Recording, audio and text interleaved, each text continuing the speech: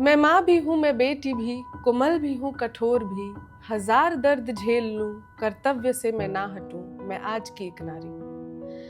आज की नारी कैसी होनी चाहिए? मुझे नहीं लगता इसकी कोई परिभाषा होनी चाहिए, हालांकि दुनिया परिभाषित करती है। इसी संदर्भ में हमारे साथ प्रियंका चतुर्वेदी मौजूद है, जो कि शिवसेना यूबीटी से राज्यसभा सांसद है, एक प्रखर वक्ता है, एक कुशल नेत्री हैं। और आज हम यहाँ जानेंगे कि इनकी जिंदगी में कैसी स्ट्रगल्स रही हैं, इन्होंने कैसे जमीन से उठकर यहाँ तक का मुकाम हासिल किया है। तो स्वागत करते हैं वन इंडिया पर प्रियंका चतुर्वेदी जी का। सबसे पहले हम जानेंगे कि आपकी राजनीतिक करियर की शुरुआत कैसे हुई। देखिए, मैं कहूँ मेरी राजनीति से कोई दूर दूर तक ना लगाव था, ना इच्छा थी, ना कभी सोचा था मैं राजनीति से जुड़ूंगी। पर जब 26/11 मुंबई में हुए थे, 26/11 मुंबई में मैं राजनीति से डायरेक्टली नहीं इन्वॉल्व हुई, पर वहां से मुझे लगा कि जब मुंबई में अटैक हुआ कि मुझे किसी तरीके से इन्वॉल्व होना चाहिए, सोसाइटी में इन्वॉल्व होना चाहिए। वहां से शुरुआत हुई थी, वो जो कहते हैं ना चिंगारी होती है, वो लगी। फिर मैंने कहा कि जब आई सॉ आउटकम हैपनिंग, कि जब हम मदद करने जाते हैं, मदद के हाथ बढ़ाते हैं, लोग जुड़ते हैं, जुड़ने के बाद हम लोगों की थोड़ा लोगों की जिंदगी में ऐसा आई वुड से इजी कर सकते हैं, तो हमने वो शुरुआत की थी। और उससे चलते चलते फिर youth Congress Mumbai, Indian youth Congress में राहुल गांधी जी ने एक नया आइडिया लॉन्च किया था कि जो लोग राजनीति से जुड़े हुए नहीं हैं, राजनीति में आना चाहते हैं, देश सेवा में लगना चाहते हैं, राजनीतिक पक्षों से जुड़ना चाहते हैं, तो उन्होंने इंडियन यूथ कांग्रेस के माध्यम से शुरू किया था। तो मैंने वहां से शुरुआत की अपनी, और बढ़ते बढ़ते फिर मैं कांग्रेस पार्टी की ऑल इंडिया कांग्रेस कमेटी की मैं कन्वीनर बनी, कम्युनिकेशन कन्वीनर।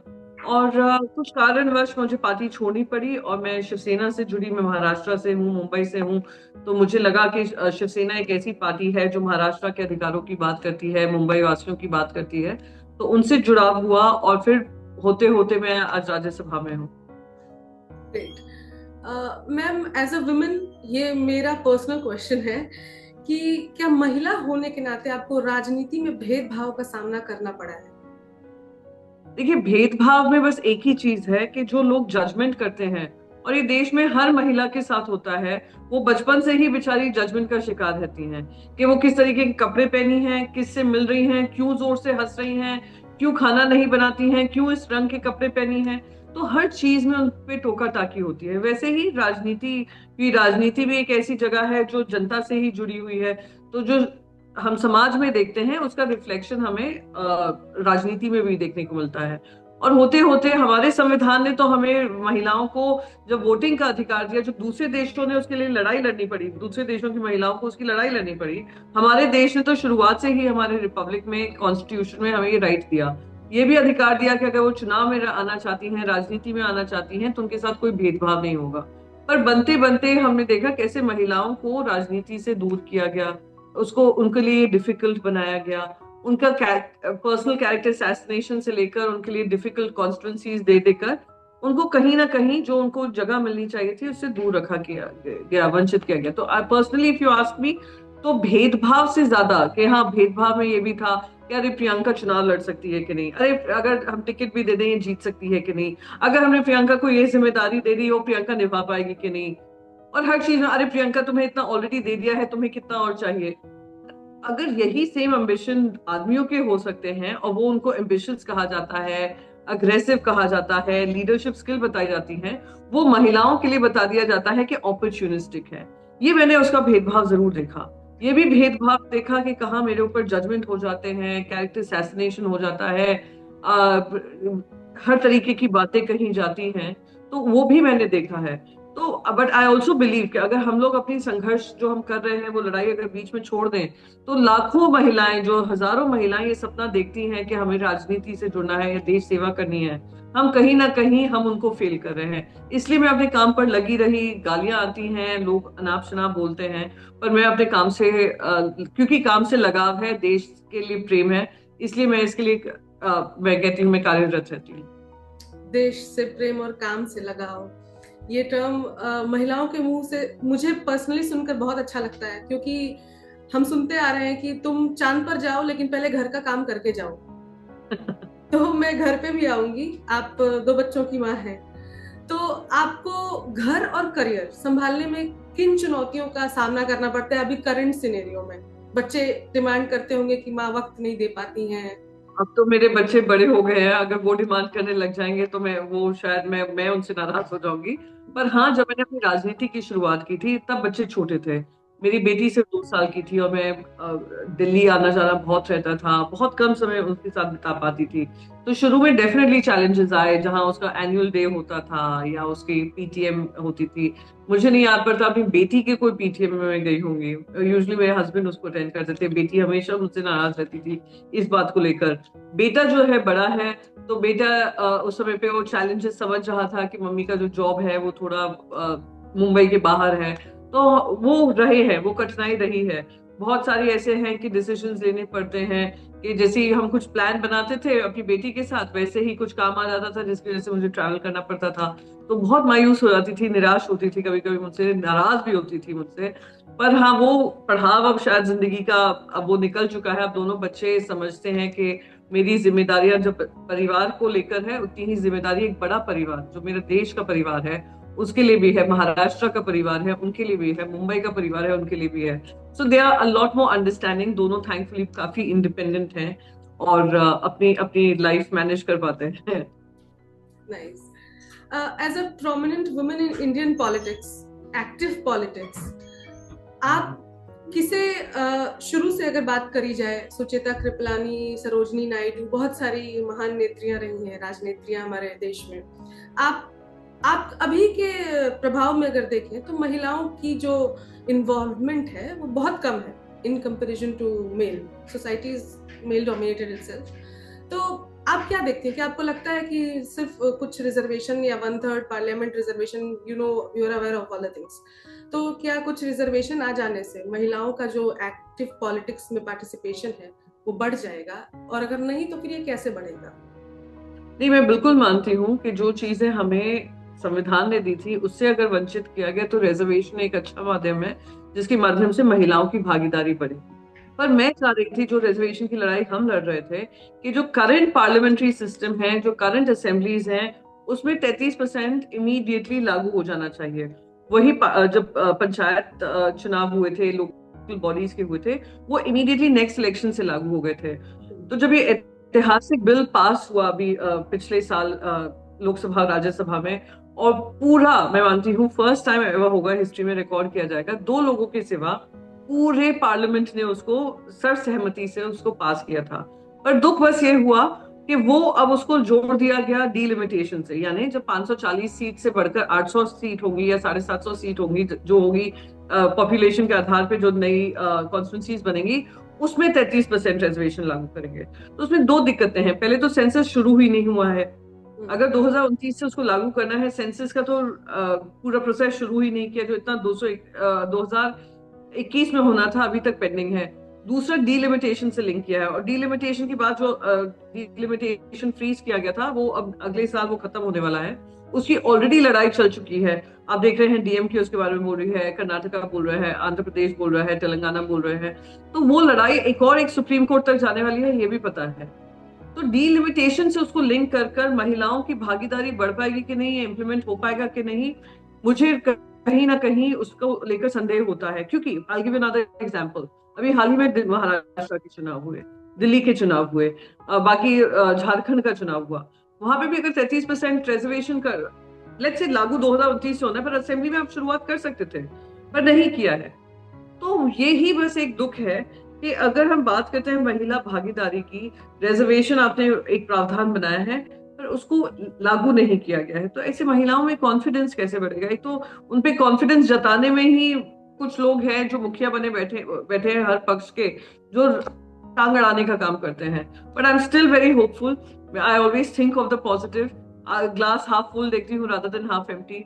उम्मीद करती हूँ कि ये जरूर लागू होगा और महिलाएं हर क्षेत्र में, और पार्लियामेंट हो, असेंबली हो, लोकल बॉडीज हो, 50% का भी आंकड़ा पास करे, यही मेरी अपेक्षा है और उम्मीद है, और मैं उसके लिए भी कार्यरत हूँ। अभी आपने बात करी दिल्ली चुनाव, झारखंड चुनाव की। दिल्ली चुनाव का रिजल्ट आया सामने और हमारे देश की राजधानी में एक महिला सीएम रेखा गुप्ता जी भर कर आई है सामने। वो आपकी प्रतिद्वंदी है वैसे तो, लेकिन एक महिला तो है। तो आप इसको किस रूप में देखती हैं कि दिल्ली को, राजधानी को एक महिला सीएम मिली है, तो आपकी इस पर क्या राय है? एक तो सबसे पहले मैंने भी ट्वीट किया था इसको लेकर, मैंने कहा वो भारतीय जनता पार्टी से भले ही हो, पर इस बात की खुशी है कि एक महिला को ये जिम्मेदारी दी गई है। आप सोचिए, पूरे देश में इतने राज्यों में सिर्फ एक ही महिला चीफ मिनिस्टर अब तक थी, जो थी ममता बनर्जी जी। 4 दिल्ली को मुख्यमंत्री मिली हैं, महिला मुख्यमंत्री मिली, ये भी अपने आप में एक रिकॉर्ड है। अब लोगों ने उनका ट्विटर का पुराने ट्वीट्स निकाले, सब निकाले, मैं उसमें भी नहीं पढ़ना चाहूंगी। हमें तो इस बात को सेलिब्रेट करना चाहिए जहां जहां महिलाएं कमान संभाल रही हैं, कोई भी पक्ष की हो, अपने आप को पक्ष से ऊपर रखकर जेंडर इक्वालिटी की अगर बात करेंगे तो हमें उसमें खुशी जतानी चाहिए। तो मैं I was among the first people जिन्होंने उनको कंग्रेचुलेट भी किया था, उनको बेस्ट विशेस भी दिए थे। और क्योंकि एक महिला है, महिलाओं की क्या दिक्कतें होती हैं, राजनीति में क्या दिक्कतें होती हैं, उसको जानकर मैं उम्मीद करती हूँ कि वो जो भी उनके सामने चैलेंजेस आएंगे उसको पूर्ण तरीके से पार कर पाएंगे और दिल्ली की जनता से जो जो वादे किए हैं उसको पूरा करेंगे। बिल्कुल, as a women true spirit यही होना चाहिए। मैं यही मानती हूँ कि वो आपकी प्रतिद्वंदी हो, वो आपके मित्र हो, अगर कुछ अचीवमेंट है, औरतें आगे बढ़ रही हैं तो औरतों को पुश करना ही चाहिए। बिल्कुल मैम, हमारा एक नजरिया होता है कि राजनीति आजकल महिलाएं आना बहुत चाहती हैं, पर आपको क्या लगता है ऐसी क्या बाधाएं हैं जो महिलाओं को राजनीति में आने से रोक रही हैं? क्योंकि आप तो कर रही हैं, वहां यहाँ तक पहुंची हैं, तो आपको इस आइडिया होगा इसका।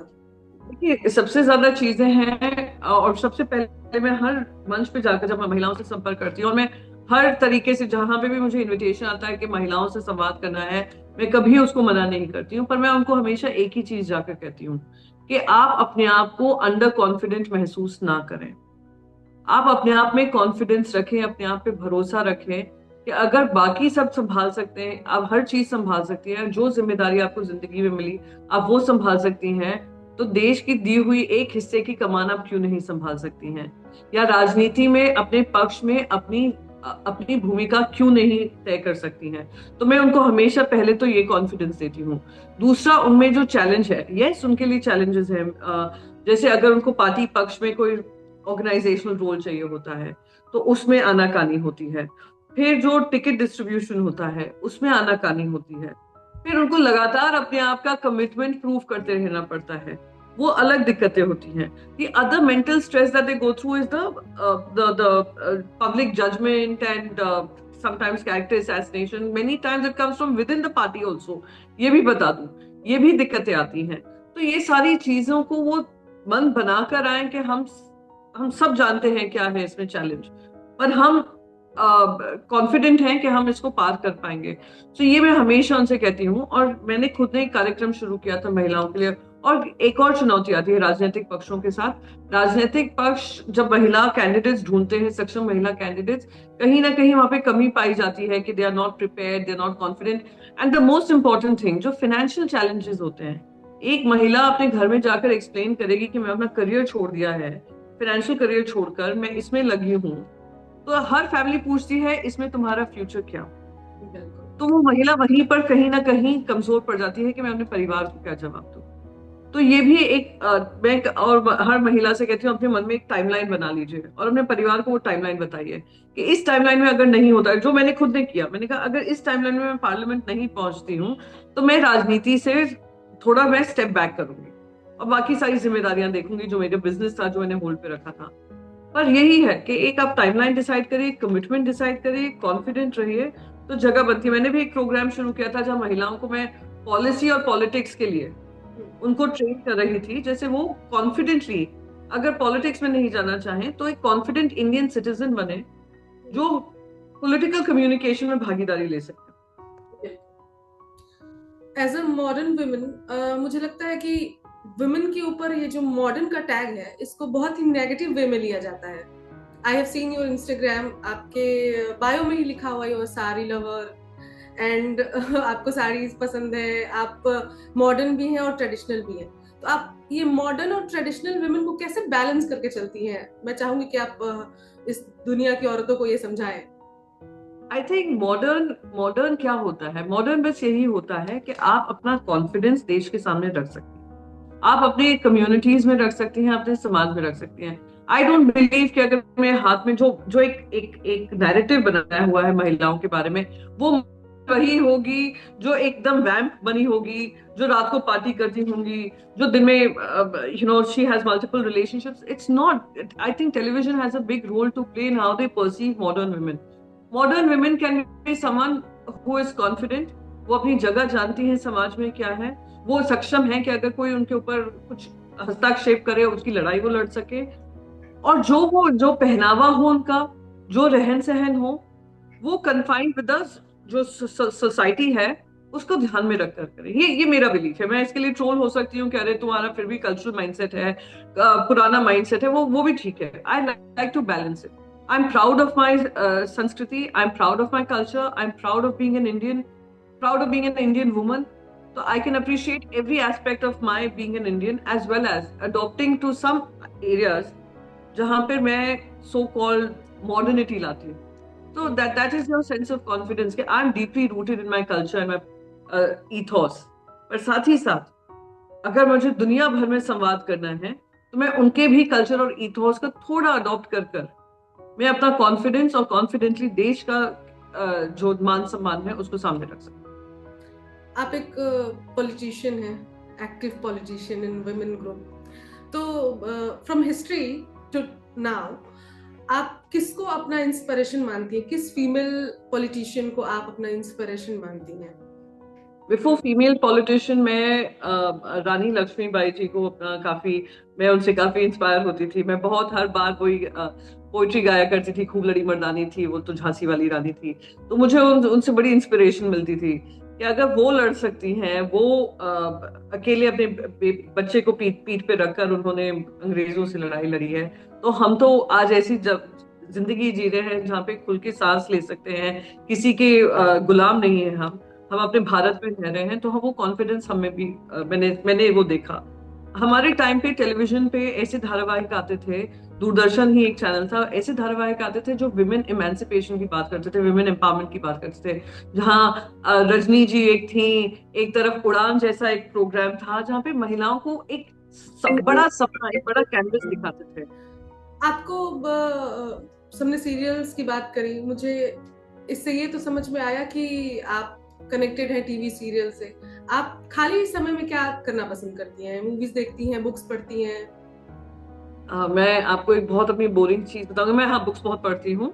पर अब मेरा ध्यान बहुत ज्यादा अध्यात्म की तरफ बढ़ रहा है, जहाँ पर मैं जो हमारी पुराण है, जो हमारे रामचरितमानस हैं, भागवत गीता है, भागवत गीता के भी अलग अलग वर्जन्स हैं, उन सबको मैं पढ़ रही हूँ. तो जब भी मुझे कोई फ्री समय मिलता है, मैं अगर या तो म्यूजिक सुन लेती हूँ, वो भी आजकल थोड़े बहुत भजन की ओर बढ़ रहा है. हो सकता है उम्र की वजह से हो, पर बढ़ रहा है. और otherwise I listen to music. और ज्यादा से ज्यादा समय मैं अपने बच्चों के साथ बिता पाऊँ, घर में बिता पाऊँ, वही होता है. I don't get much time to watch television. Indian news television तो मैं देखती ही नहीं हूँ. आजकल की मूवीज नहीं देखती आप? आजकल मूवीज अगर ओटीटी प्लेटफॉर्म पे आ जाएं तो जरूर देखती हूँ. अभी हाल ही में मैं छावा देखने गई थी, और वो भी छावा पिक्चर देखी थी मैंने. और मैंने बल्कि वो देखने के बाद आई फेल्ट सो इंस्पायर्ड कि मैं चाहती थी कि इसको टैक्स फ्री बनाया जाए. पूरे देश भर में तमाम पिक्चरों को टैक्स फ्री बनाया जा रहा है. पता नहीं छावा के साथ क्यों भेदभाव किया जा रहा है. उसको है कई स्टेट्स में, मध्य प्रदेश, गोवा, आई थिंक महाराष्ट्र और भी कई सारे स्टेट्स हैं जिन्होंने छावा को टैक्स फ्री करा है. This I'm not aware of about Goa and Madhya Pradesh. पर मैंने ये रिक्वेस्ट की थी हमारे चीफ मिनिस्टर से भी, और मैंने इंफॉर्मेशन ब्रॉडकास्टिंग मिनिस्ट्री में भी, कि छावा को टैक्स फ्री बनाना चाहिए. हर राज्यों में, हर असेंबली में इसका स्पेशल स्क्रीनिंग होनी चाहिए.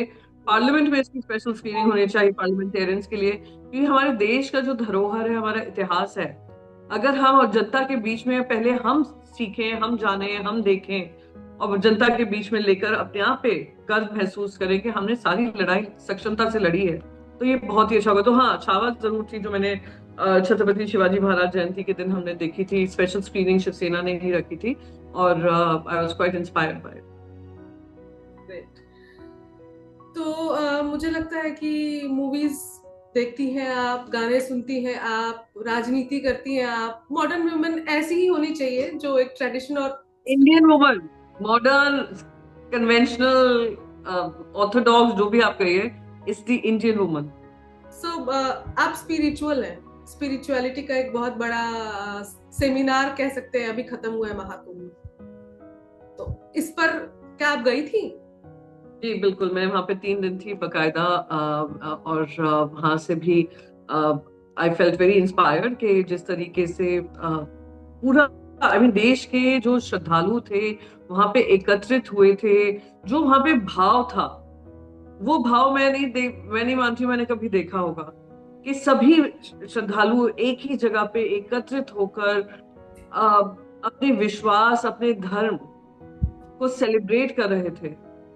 आई फेल्ट वेरी एनर्जाइज, काफी मुझे, और जब मैंने 3 दिन भगवान क्या मैं कहूंगी कि भगवान का आशीर्वाद है कि 3 दिन मैं वहां पे संगम में मैं डुबकी ले पाई, तो कहीं ना कहीं जो जुड़ाव बनता है कि हमारे देश में बहुत सारी चीजें हैं जो हमें सीखनी है, बहुत सारी चीजें हमें अध्ययन करना है, कितने रूप हैं, कितने रंग हैं, हमारे ही देश में विविधता है। तो हाँ, मैं वहां पे थी, 3 दिन थी, बहुत ही खूबसूरत मेरे वहां पे स्टे रहा, और साथ ही साथ बहुत ही खूबसूरत माहौल था।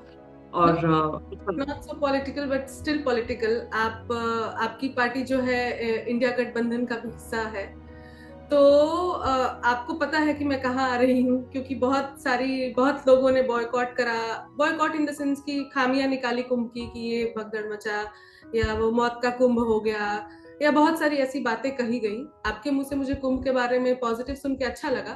तो एज अ पार्टी लीडर आपको नहीं लगा जब आप कुंभ में जा रही थी, क्या आपको ऐसा कुछ नहीं लगा कि यहाँ जाने से कहीं मुझे कुछ कठिनाइयों का सामना ना करना पड़े, मैं as a party person troll ना हो जाऊं? नहीं नहीं, बिल्कुल नहीं। देखिए, मैंने जो भी जब मैं कांग्रेस के साथ भी रही हूँ, और शिवसेना में तो खैर शिवसेना है ही पूरी हिंदू सेंट्रिक पार्टी है, तो मुझे कहीं से भी ये नहीं लगा कि ट्रोलिंग वोलिंग, और ट्रोलिंग से मैंने कभी घबराई नहीं हूँ। पर ये जरूर था कि हाँ, मन में ये जरूर, जैसे मेरे परिवार वाले कह रहे थे अकेली जा रही हो, ध्यान देना, ये देना, ट्रैफिक चल रहा है, और इतनी सारी खबरें चल भी रही थी, तो उसका जरूर ऑफ कोर्स ये था। बट जो भी है, ट्रैफिक जरूर था, बाकी जो भी इतनी जब भीड़ आती है, जब इतने लोग एक जगह पे इकट्ठा होते हैं, तो कुछ आई वुड से इनकन्वीनियंस का सामना करना पड़ता है, but I was mentally prepared for it, क्योंकि ये भी चीज ऐसी है जो सालों में हमें मौका मिलता है करने का। तो बिल्कुल भी नहीं, मेरी पार्टी तो बिल्कुल इनकरेजिंग थी कि हाँ, और बल्कि वो लोग सब मुझसे पूछ भी रहे थे कैसा रहा एक्सपीरियंस, क्या रहा। तो और हमारी पार्टी के बहुत सारे एमपीज भी, बहुत सारे एमएलएज भी, बहुत सारे कॉर्पोरेटर्स भी कुंभ में नहा कर आए हैं। तो हमने हमारी तरफ से, आप कोई जहाँ अध्यात्म की बात हो, धर्म की बात हो, हम वो कट्टरता से लड़ते आए हैं, लड़ते रहेंगे। बट आपका एज अ वुमेन पार्टी से अलग आपके बहुत सारे अपने विचार हो सकते हैं। देश में महिला सुरक्षा पर आपके क्या राय हैं? महिला सुरक्षा, हम आए दिन सुनते हैं कि यहाँ रेप हो गया, महिलाएं वहां सुरक्षित हैं। हमने पार्टिसिपेशंस पे तो बात करी, बट अब सुरक्षा के स्वभाव से अगर बात करें तो आपको क्या लगता है देश में महिला नहीं, सुरक्षा के ऊपर हमें बहुत और काम करना है, ये काफी नहीं है। हम लोग बहुत बार देखते हैं कि कह दिया जाता है, अरे देखिए, अब पुलिस स्टेशन पे महिलाएं अपने अगर उनके साथ दुर्व्यवहार होता है या हरासमेंट होता है, वो रिकॉर्ड कर पाती हैं, इसलिए आपको आंकड़े ज्यादा दिख रहे हैं। That's not the case. आज भी महिलाओं के बारे में जो सोच रखता है हमारा समाज, महिलाओं को रोकने का काम करता है समाज, महिलाओं के पैरों में जो बेड़ियां डाली हुई है समाज ने, वो भी एक चर्चा का विषय होना चाहिए। ठीक है, हम लोग राजनीति में रहकर हमसे अपेक्षाएं ज्यादा होती हैं क्योंकि हमारी आवाज है, पर मैं मानती हूँ ये राजनीति भी इस समाज का ही एक रिफ्लेक्शन है। और अगर हम लोग सब मिलकर इसके ऊपर, महिलाओं के ऊपर खास करके गंभीर दिशा में अगर काम करें, और सबसे पहले मैं हर मंच से ये कहती हूँ, बेटियों को सिखाने से पहले हम अपने बेटों को सिखाएं कि क्या महिलाओं का सम्मान होना चाहिए। क्योंकि एक बेटा जब होता है ना घर में, वो अपनी माँ के साथ क्या व्यवहार उनके पिता कर रहे हैं वो देखता है, उनकी दादी के साथ क्या व्यवहार हो रहा है वो देखता है, और उसके दिमाग में यही होता है कि शायद जो व्यवहार उनके साथ हो रहा है मुझे अपनी आने वाले बीवी हो, रिलेशनशिप हो, उसमें करना है। तो हमारी बहुत बड़ी जिम्मेदारी होती है, हम अपने घरों में महिलाओं को सम्मान दें, हम अपने बेटों को समझाएं कि महिलाओं को सम्मान देना कितना जरूरी है। और ये जो इतना हम लोग कैजुअली हंस पड़ते हैं छेड़खानी की बातों से, या ट्विटर पे कोई अगर महिला अपनी फोटो लगा देती है, उसका मिसयूज कर कर उनके नीम टिकड़े निकाल कर लोग उसको हास्य का एक माध्यम बना देते हैं। उसको डिस्करेज करना चाहिए, क्योंकि एक महिला को संसार में बहुत सारी बेड़ियां पहले ही जैसे ही पैदा होती है शुरुआत कर देते हैं हम लोग। ये सोच हमें बदलने की जरूरत है, और वो सोच तभी बदल सकती है जब ज्यादा से ज्यादा महिलाएं हर वर्ग, हर जगह, हर क्षेत्र में उनकी भागीदारी बढ़े। महिलाओं का स्ट्रगल तो पेट माँ के पेट में ही शुरू हो जाता है। शुरू हो जाता है, वहां से निकलने, गर्भ से बाहर आने के लिए ही उन्हें स्ट्रगल करना पड़ता है। बिल्कुल बिल्कुल। तो यही मुझे लगता है कि जब खैर बहुत हद तक ये बदलाव आया है कि बच्चियों के जन्म को भी सेलिब्रेट किया जा रहा है, तो जब ये सबसे पहले जब यहाँ इक्वालिटी आ जाएगी, मुझे लगता है तभी कुछ हम प्रोग्रेस और सेफ्टी के बारे में भी बात कर सकते हैं, क्योंकि घर से ही हर चीज की शुरुआत होती है। मैं आपको एक बात बताती हूँ। मैं ऐसे परिवार से आती हूँ जहाँ हम 4 बहनें हैं और 4 बहनों के बाद एक भाई हुआ। और आप समझ सकती हैं 4 बहनें भी क्यों हुई, क्योंकि एक भाई की हुई थी। तो आज जब हमारे पापा हमें देखते हैं, हम चारों बहनों को, वो यही कहते हैं कि तुम लोग उतनी ही सक्षम हो जितने बेटे हैं।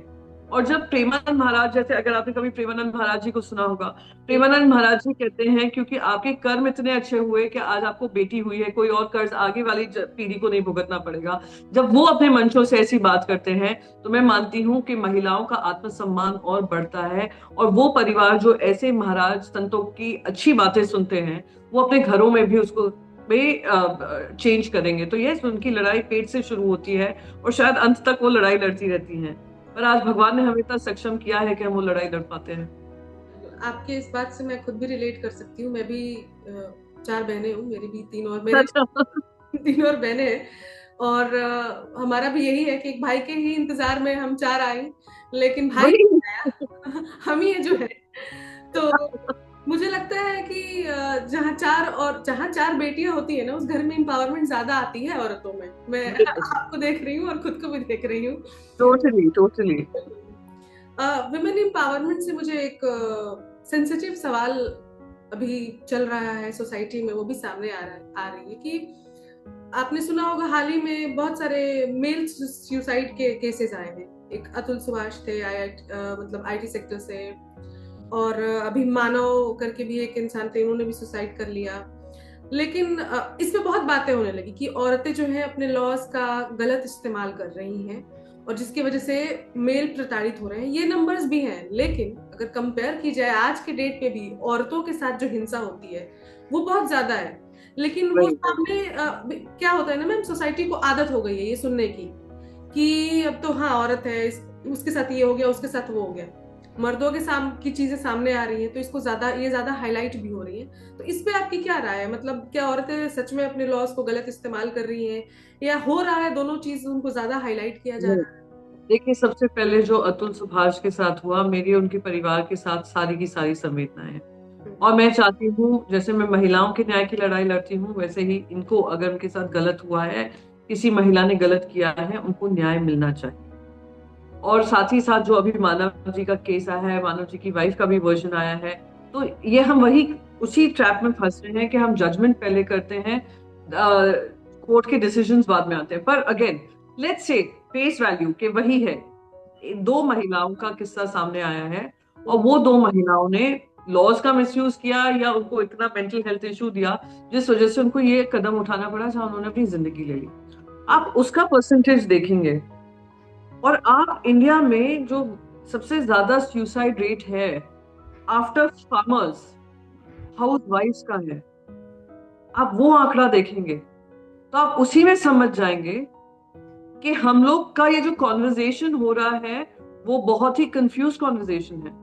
इक्का दुक्का महिलाएं हो, या let's say 1% of India population हो, मैं कहती हूँ 1% आप ले लीजिए, 8% आप ले लीजिए, जो भी है जो मिसयूज कर रही हैं, but there are 88%, 90% such cases जहां पे महिलाओं के साथ ये हो रहा है।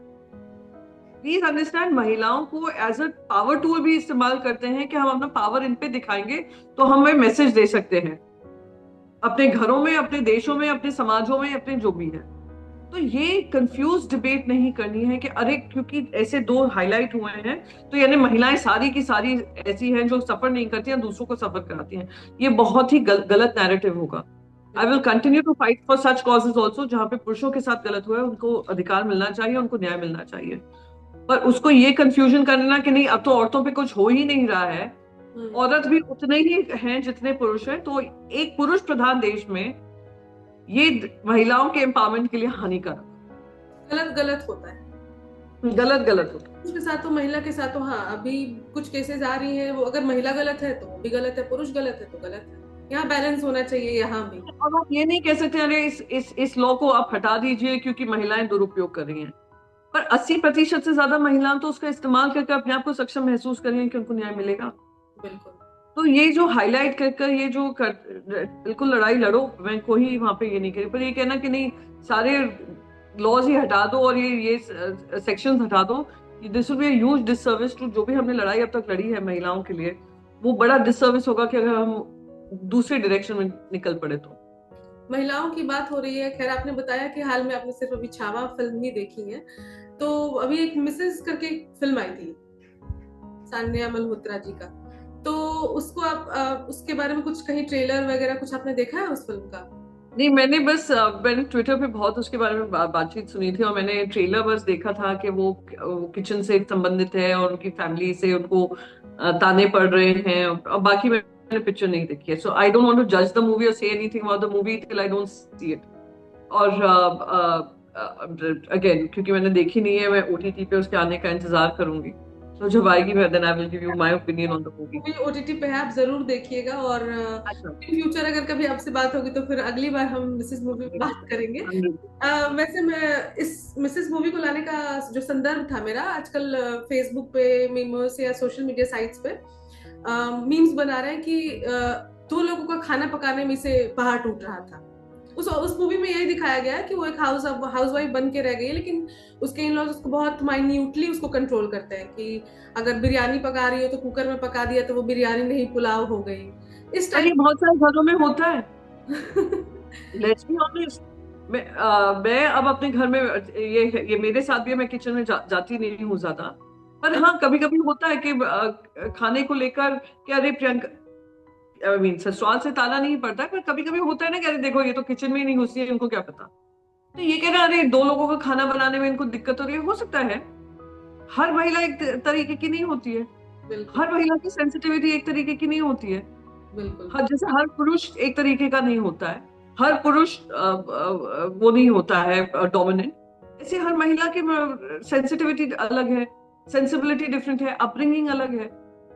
या लेट्स से वन थिंग, एक चीज बताऊंगी, आज भी अधिकतर समाज में महिला जब पैदा होती है ना, जब वो लड़ाई लड़कर कोख से निकल कर आती है, उनको 2 साल 3 साल की उम्र से भी कहा जाता है कि देखो बेटा जब बड़ी होगी किचन तुम्हें संभालना होगा, यानी उनकी मेंटल कंडीशनिंग होती है।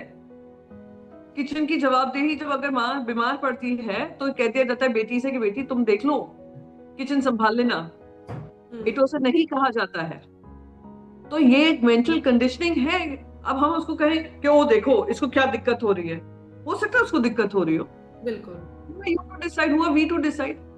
पर हमारे समाज में अगर हो तो हमें हाँ मेंटली बचपन से ही कंडीशन किया जाता है, तुम्हें घर संभालना है, तुम्हें बच्चे करने हैं, तुम्हें घर का सारा जो भी जिम्मेदारी होती है किचन संभालने की जिम्मेदारी। Not that I have a problem with it, जो माइंड कंडीशन किया हुआ है। और फिर उनसे अगर कोई महिला को उससे अलग जाना है, विपरीत जाना है, तो उसको एक गिल्ट महसूस कराया जाता है, अरे तुमसे किचन नहीं संभल रहा है, तुम इस तरीके से खाना नहीं बना सकती हो जैसे हमारे बनता है। अरे वो अपने हिसाब से बना लेगी, आप लोग अपना अपना चीजें बदल लीजिए। आप एडजस्ट भी करिए ना, कोई और बच्ची को आप घर में ला रहे हैं, बेटी बनाकर ला रहे हैं, बहू बनाकर ला रहे हैं, थोड़ा एडजस्टमेंट। आप not that I seen the movie, मैं नहीं बिल्कुल कमेंट करूंगी, आप पर बिल्कुल मैं बस ये कहने की कोशिश कर रही हूँ। ऐसा लग रहा है कि आपने देखी है वो फिल्म। हाँ आप मैंने बिल्कुल नहीं देखी, I don't know, because you told me खाने को लेकर दिक्कत थी और मैंने वो ट्रेलर देखा, मैंने बिल्कुल वो पिक्चर नहीं देखी है। If I would have seen it I would have nothing to hide it. It's fine, ये डिस्कशन तो मैम ये जो है बहुत आम डिस्कशन है। ये तो आम डिस्कशन है, अगर कोई पिक्चर ना भी देखूं, अगर कोई मुझसे ये पूछ ले, मैं आपको यही बोलूंगी सही है। कि मेरी 4 बहनों में मैं खाना नहीं बनाती। मेरी बड़ी बहन को खाना बनाने का बहुत शौक है, उसको किचन में बड़ा इंटरेस्ट है। मेरी दूसरी बहन को इतना इंटरेस्ट नहीं है, तो वो खाना ज्यादा ठीक से बनाती नहीं है, पर बनाती जरूर है। छोटी बहन काम भी करती है, वो खाना भी बनाती है, अमेरिका में रहती है। तो मैं क्या बोलूं, हमारे घर में 4 तरीके हैं। मुझे लग रहा है कि प्रियंका चतुर्वेदी के रूप में मैं अपने आप को देख रही हूँ। मेरे साथ भी ऐसा ही है घर में। हम हाँ, ये चारों मैं एक बात ऐसे कर ही रही हूँ ऐसे महिला ही होने के देखते हैं। नाते कि हर you know whatever suits you, please adapt to that. Let society not judge you what you're doing and what you're not doing. तो ये 10-20 लोग जो ट्विटर पे अगर बोल भी रहे हैं, ठीक है, अपनी ओपिनियन जाहिर कर दो. That should not change what half the महिला feel about the kitchen or their life in in their families. हम्म। शुरू में ही हमने एक बहुत बड़ी, एक नहीं काफी बड़ी राजनेत्रियों की बात करी थी हमने। सरोजनी नायडू की बात करी थी, सुचेता कृपलानी की बात करी थी। तो इन सब के बीच में आप करंट सिनेरियो में अपने आप को कितना, अपने रोल को कितना इम्पोर्टेंट मानती हैं इंडियन पॉलिटिक्स में? मैं एक तो आपने जो कंपैरिजन ही किया, मैं उनको मैं मानती हूँ कि मैं उनके 1% भी क्लोज नहीं हूँ. इंस्पायर्ड जरूर हुई हूँ और मैं उम्मीद करती हूँ कि मैं जहां भी जिस किसी भी रोल में रहूंगी, मैं अपने महिलाओं के लिए, देश के लिए मैं कार्यरत रहूंगी. तो I wouldn't say I am anywhere close to those women, and current circumstances don't need women who have fought so much. They have made our path a little easier. पर यही है कि महिलाओं के लिए और बहुत सारी चीजें हैं जो करना बाकी रह गया है. अगर वो मेरे हाथ से, मैं तो मैं इस बात से आई फील प्राउड कि मैं उस समय थी जब ये वाला कानून पास हुआ पार्लियामेंट में कि महिलाओं को 33% रिजर्वेशन मिलेगा. तो आने वाले समय में भी महिलाओं का जो भी अधिकार बन पाए, और एज अ महिला होने के नाते मैं वो काम कर पाऊँ. फॉर एग्जाम्पल, मुझे इसकी भी बहुत ट्रोलिंग हुई थी अभी रिसेंटली, जब वो इंडियाज गॉट लैटिन शो के बारे में रणवीर अलावारिया के ऊपर केस हुआ. वो थोड़ा अति हो गया, जो FIR नॉन स्टॉप हर जगह से दर्ज हो रहे थे. पर मेरा मानना ये था कि हम लोग का एक सोसाइटल फॉर्मेट होता है. हम लोग अगर उस दायरे को अपने मन में ध्यान कर, फ्रीडम ऑफ एक्सप्रेशन सबके पास है, पर वो कम्स विद आवर कॉन्स्टिट्यूशन का, comes with some reservations, right? US में नहीं है. यूएस में फ्रीडम ऑफ स्पीच है with no ifs and buts. India में है. तो बार बार हमारा कंपैरिजन करते हैं, अरे आप अमेरिका में देखिए ऐसे जोक कर लेते, कोई इंडिया में कर सकता है क्या?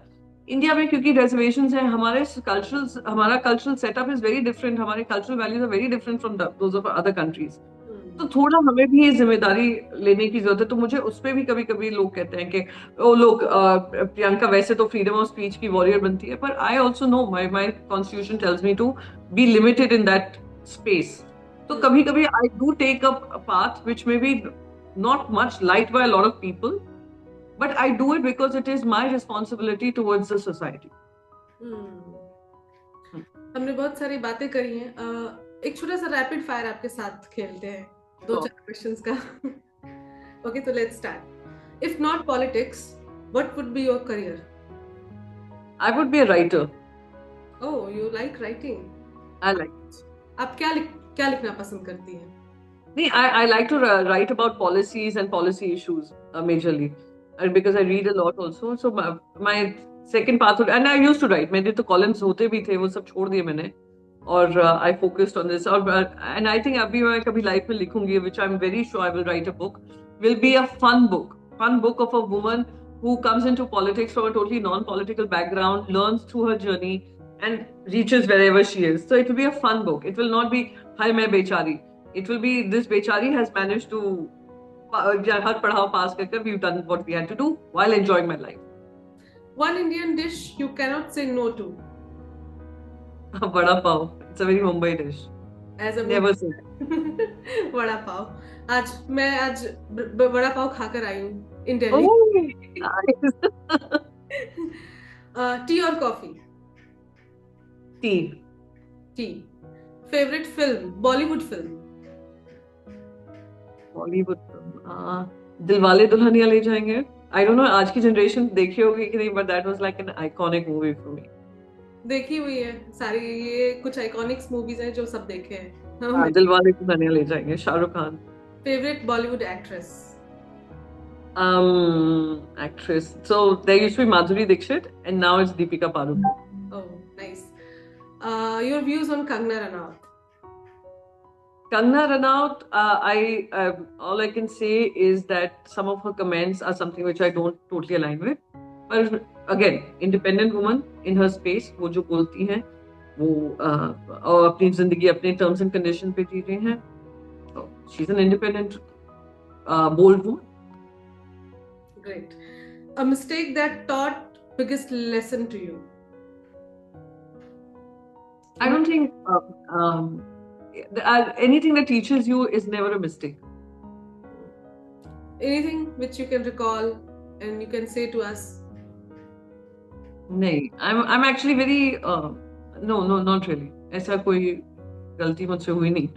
आपकी लाइफ का बेस्ट मोमेंट. जब मैं पहली बार मदर बनी थी, I always used to think I will not be a good mother. Now I don't know, my children will judge me in the future.